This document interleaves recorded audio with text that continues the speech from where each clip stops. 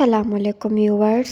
دوسروں کی خوشیوں کا ذریعہ ضرور بنیں مگر اپنی خوشیاں جہاں تک ہو سکے راز رکھیں، کیونکہ نظر برحق ہے، اونٹ کو ہانڈی میں اور بندے کو قبر میں پہنچا دیتی ہے۔ کسی کے مسکراتے چہرے کے پیچھے چھپے حسد اور جلن کو ہم نہیں جان سکتے۔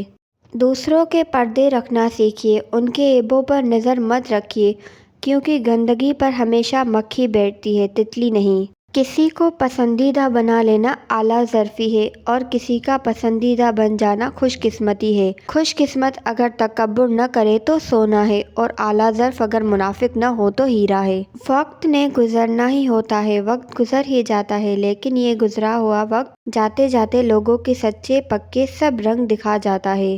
کچھ باتیں سن کر لگتا ہے ہر بات کو سننا ضروری نہیں، کچھ باتیں کہہ کر لگتا ہے چپ رہتے تو اچھا تھا، کچھ باتیں سہ کر لگتا ہے کہہ دیتے تو اچھا تھا۔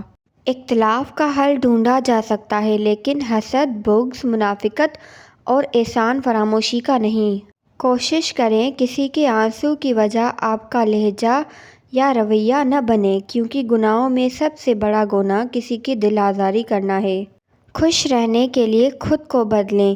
صرف 10% خوشیاں آپ کو باہر کے حالات سے ملتی ہیں، بقیہ 90% خوشیاں آپ کو اندر کی سوچ اور احساسات سے ملتی ہیں۔ گویا خوش رہنے کے لیے دنیا کو بدلنے کی بجائے اپنے اندر کی دنیا بدلنا ضروری ہے۔ رشتوں کی مخلصی کو تولنے کے لیے کوئی ترازو نہیں بنایا گیا، مگر پرواہ واحد ایک ایسا جذبہ ہے جو نظر بھی آتا ہے، محسوس بھی ہوتا ہے اور یہ بھی بتا دیتا ہے کہ دوسرے فریق کو ہمارا کتنا خیال ہے۔ یہ جو دلوں کے رشتے ہوتے ہیں نا، یہ جتنے مضبوط ہوتے ہیں اتنے ہی نازک بھی ہوتے ہیں۔ انہیں کبھی بڑی بڑی بات ہلا نہیں سکتی اور کبھی ایک چھوٹی سی بات توڑ دیتی ہے۔ طنز وہ تیر ہے جو شہد میں بھگو کر بھی مارا جائے تب بھی اس کی کڑواہٹ اور چبھن کم نہیں ہوتی۔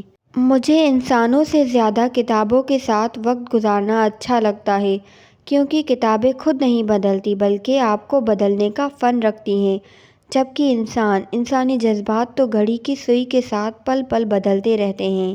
اپنے جذبات کو اپنے اندر رکھنا سیکھیں۔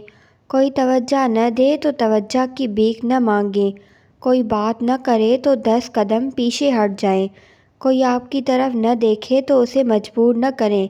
یہ دنیا آپ کے مخلص جذبات آپ کے منہ پر مارنے میں ماہر ہے، اسی لیے اپنے آپ کے ساتھ خوش رہنا سیکھیں۔ انسان وہ لڑائی کبھی نہیں جیت سکتا جس میں دشمن اس کے اپنے ہوں۔ بزرگ کہتے ہیں کہ آپ کی رگ رگ سے کوئی واقف ہو تو فرق نہیں پڑتا، بس اپنی دکھتی رگ کا پتہ کسی کو نہ دیں ورنہ ہر رگ دکھنے لگے گی۔ زندگی کے خوبصورت لمحات میں ایک لمحہ یہ بھی ہے کہ جب آپ کسی مشکل میں ہوں اور قرآن کی تلاوت کر رہے ہوں اور اچانک آپ کی نظر اس آیت پر پڑے، ترجمہ: اللہ سے مدد چاہو اور صبر کرو، بے شک وہی عطا کرنے والا ہے۔ زیادہ اشیاء ہونا بھی غلط ہی ہوتا ہے، پتہ ہی نہیں چلتا کہ لوگ قدر کر رہے ہیں یا استعمال۔ وعدہ، یقین، مان، دل اور دوستی کبھی نہ توڑیں، ان کے ٹوٹنے سے آواز تو نہیں آتی مگر تکلیف بہت محسوس ہوتی ہے۔ لوگ آپ کے لیے خود ایسے حالات پیدا کرتے ہیں کہ آپ انہیں چھوڑنے پر مجبور ہو جائیں اور بعد میں ایسے ظاہر کرتے ہیں جیسے وہ بہت مظلوم ہیں اور سارا قصور ہمارا تھا۔ تلخ تجربات سے گزر کر اور کئی ایمان ٹوٹنے کے بعد پیدا ہونے والی خود اعتمادی ایک مشعل راہ کی صورت میں ہمیں اس مقام تک لے جاتی ہے جہاں ہمیں کسی انسان کے آسرے کی ضرورت نہیں رہتی۔